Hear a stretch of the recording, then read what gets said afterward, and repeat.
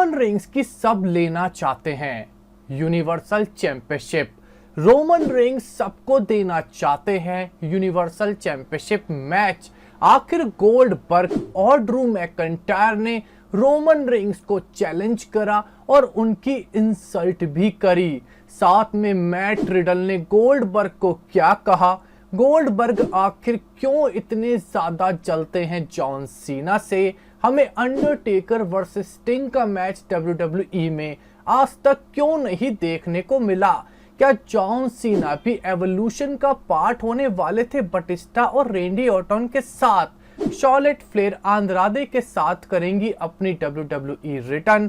TLC 2020 पे हमें the field versus रेंडी Orton के मैच में से कौन जीतता हुआ दिखेगा, करेंगे दोस्तों कई सारी प्रोफेशनल रेसलिंग की खबरें इस वीडियो में रिवील। मेरा नाम है नितिश वशिष्ठ एंड आप देख रहे हैं WWE हिंदी एम्पायर चैनल। सबसे पहले दोस्तों बात करेंगे एक बड़े सुपरस्टार ड्रू मैकइंटायर के बारे में। Current WWE champion, survivor series 2020 पे tribal chief universal champion Roman Reigns से एक सिंगल्स मैच हार गए थे। तब से ड्रू मैकइंटायर के दिल में एक बात रह गई है कि मुझे रोमन रेंस को हराना है। रिसेंटली ड्रू मैकइंटायर 1000वीं बार हमें WWE के बम्प शो पे देखने को मिले। यहाँ पे ड्रू मैकइंटायर ने रिवील करा कि रोमन रेंस का एटीट्यूड काफी ज्यादा बदल गया है जब से वो पॉल हेमन के साथ मिले हैं। आज की डेट पे रोमन रेंस 7वें आसमान पे हैं, पर एक दिन वो धड़ाम से धरती पे जरूर गिरेंगे। मैं रोमन रेंस से बदला लेना चाहता हूं किसी बड़े मैच में। उन्होंने सजेस्ट करा कि रेसलमेनिया 37 पे Roman Reigns versus Drew McIntyre का मैच हो और ड्रू मैकइंटायर रोमन रेंस को हरा के अपना बदला ले सके। ड्रू मैकइंटायर का कहना है कि करंट रोमन रेंस एक बहुत ही एंटरटेनिंग सुपरस्टार हैं और उनके खिलाफ फाइट करके उनसे मैच जीत के वो बताना चाहते हैं रोमन रेंस को कि 20 सालों में भी ड्रू मैकइंटायर अब रोमन रेंस बन चुके हैं। इसके अलावा दोस्तों हमें गोल्डबर्ग भी WWE बम्प शो पे देखने को मिले थे, जहां पे उन्होंने मैट रिडल के बारे में काफी कुछ इंटरेस्टिंग कहा था।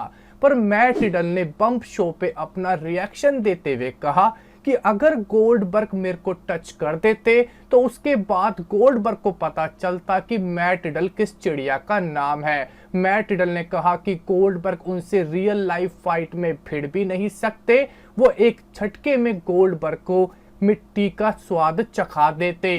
देखा जाए तो दोस्तों मैट रिडल सच ही कह रहे हैं। मैट रिडल एक फॉर्मर MMA फाइटर भी हैं। इसके बाद दोस्तों बात करते हैं कि आखिर गोल्डबर्ग ने क्यों कहा कि वो जॉन सीना से जलते हैं। क्या गोल्डबर्ग को जॉन सीना के हॉलीवुड करियर से जलन होने लगी है, या जॉन सीना की सुंदर सी बीवी को देख के गोल्डबर्ग के मन में भी जलन पैदा हो गई है? ऐसा कोई रीजन नहीं है। गोल्डबर्ग को दोस्तों बच्चों का सुपरमैन बनना हमेशा से पसंद रहा है, पर WWE के पिछले 15 से 20 सालों में अगर WWE का कोई सुपर हीरो बच्चों के लिए बना है तो उस सुपरस्टार का नाम है जॉन सीना। जॉन सीना ने कई मेक अ विश बच्चों की विशेष पूरी करी है WWE की तरफ से, जो गोल्डबर्ग भी करना चाहते थे। गोल्डबर्ग ने कहा कि रेसलिंग इंडस्ट्री में आज तक मैं किसी भी रेसलर से किसी भी वजह से कभी भी नहीं जला, पर जॉन सीना ने मेरे से ज्यादा बच्चों की इच्छाओं को पूरा करा है, इस वजह से मुझे जॉन सीना से काफी ज्यादा जलन होती है। इसके बाद दोस्तों बात करते हैं कि हमें TLC 2020 पे द फील्ड वर्सेस रेंडी ऑर्टन का मैच देखने को मिलेगा। बैटिंग ऑड्स के अकॉर्डिंग दोस्तों इस मैच में रेंडी ऑर्टन एक अंडरडॉग सुपरस्टार है। ऐसा सुपरस्टार जो अपना मैच हारने वाला है। सिर्फ 15% ही चांसेस सट्टेबाजों ने रेंडी ऑर्टन के जीतने के दिए हैं, यानी कि 85% चांसेस हैं कि हमें द फील्ड रेंडी ऑर्टन को हरा के TLC 2020 पे विनर के तौर पे देखने को मिलेंगे। इसके अलावा दोस्तों John Moxley AKA dean Ambrose इस वक्त ऑल एलीट रेसलिंग में परफॉर्म करते हैं, पर साथ साथ वो न्यू जापान प्रो रेसलिंग के US हैवीवेट चैंपियन भी हैं। कोविड-19 की वजह से जॉन मॉक्सली यूएस से जापान ट्रैवल नहीं कर पा रहे और अपनी चैंपियनशिप को डिफेंड भी नहीं कर पा रहे हैं। न्यू जापान प्रो रेसलिंग में केंटा, जिनके पास एक राइट है, आप मान के चलिए मनी इन दी बैंक जैसा ब्रीफ केस है, उन्होंने जॉन मॉक्सली पे सवाल उठाया और उनकी बीवी से क्वेश्चन पूछा,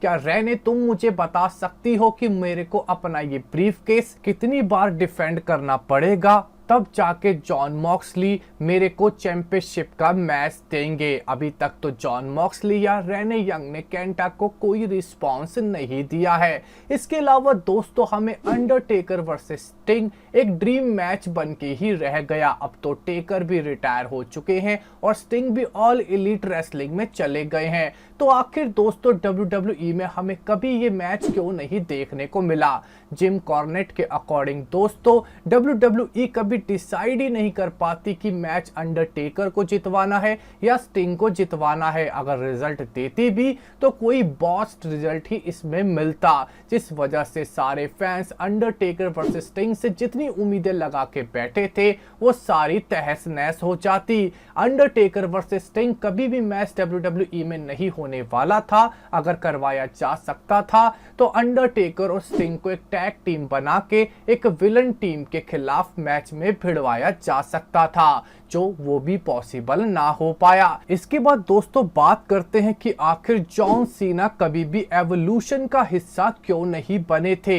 आखिर रिक फ्लेयर और ट्रिपल एच की टीम में बटिस्टा और रेंडी ऑर्टन को ही क्यों डाला गया था? विंस मैकमैन का मानना था कि जॉन सीना में रेंडी ऑर्टन और बटिस्टा जैसा करिश्मा नहीं है, जिस वजह से जॉन सीना एक बड़े स्टार नहीं बन पाएंगे। इसीलिए बटिस्टा और रेंडी ऑर्टन को रिक फ्लेयर और ट्रिपल एच के साथ काफी रेसलिंग स्किल्स सीखने का मौका दिया गया और जॉन सीना को अपने आप को डेवलप करने के लिए एज ए सिंगल सुपरस्टार छोड़ दिया। जॉन सीना ने इतिहास रचा, वो बटिस्टा और रेंडी ऑर्टन से भी आगे निकले और आज की डेट पे 16 टाइम वर्ल्ड चैंपियन है। इसके बाद दोस्तों बता दें आपको एक बड़ी ही इंटरेस्टिंग अपडेट आई है शॉर्लेट फ्लेयर के बारे में कि इस बार जब शॉर्लेट फ्लेयर की रिटर्न होगी तो वो अपने रियल लाइफ पार्टनर आंद्रादे के साथ रिटर्न करेंगे। इसके पीछे का रीजन है कि WWE शॉर्लेट फ्लेयर की स्टार पावर को आंद्रादे को मेन इवेंट सुपरस्टार बनाने में यूज करेगी।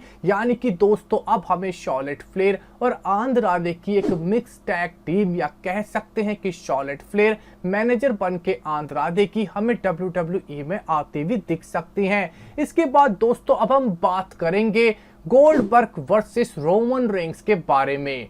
गोल्डबर्ग ने रोमन रेंस के बारे में WWE बम्प शो पे जो कहा, उसके बाद आपको सुनने के बाद ये लगेगा ये मैच जल्दी होने वाला है। गोल्डबर्ग ने WWE बम्प शो पे कहा कि रोमन रेंस अपने आप को क्या समझते हैं। रोमन रेंस ने आज से कई साल पहले मेरा स्पीयर मूव चुराया था। गोल्डबर्ग ने रोमन रेंस को कहा You are next, I am coming for you। साथ में उन्होंने कहा कि रेसलमेनिया 36 पे रोमन रेंस उनके खिलाफ मैच खेलने से भाग गए थे। रेसलमेनिया 36 पे रोमन रेंस वर्सेस गोल्डबर्ग का मैच होना था, जो कोविड-19 के चलते रोमन रेंस ने कैंसिल करवा दिया था। पर गोल्डबर्ग ने रोमन रेंस को एक फट्टू कहा और ऐसा सुपरस्टार कहा जो उनसे मैच खेलने से भाग गया। उन्होंने कहा कि I am coming for you Roman Reigns and universal championship. एक तरीके से रोमन रेंस को गोल्डबर्ग ने कॉल आउट करा, जिसका जवाब रोमन रेंस ने फटाफट दिया। रोमन रेंस ने भी सोशल मीडिया पे कहा कि मैं डिसाइड करता हूं कि who is next. Roman Reigns ने कहा Goldberg is not next at TLC, Kevin Owens is next. एक तरीके से रोमन रेंस ने फिर से गोल्डबर्ग के चैलेंज को एक्सेप्ट नहीं करा है, पर गोल्डबर्ग ने रोमन रेंस की इज्जत पे तो अटैक कर ही दिया है। इस सोशल मीडिया के बैटल के बाद WWE यूनिवर्स ने भी गोल्डबर्ग और रोमन रेंस के इस मैच की स्पेकुलेशन पे रिएक्ट करना स्टार्ट करा। कई सारे फैंस ने गोल्डबर्ग वर्सेस रोमन रेंस के मैच को नकार दिया। उन्होंने कहा कि हमें Roman Reigns versus the rock का मैच देखना है, रोमन रेंस वर्सेस गोल्डबर्ग का मैच नहीं देखना। गोल्डबर्ग इतने ओल्ड हो चुके हैं कि वो अब रेसलिंग नहीं कर सकते।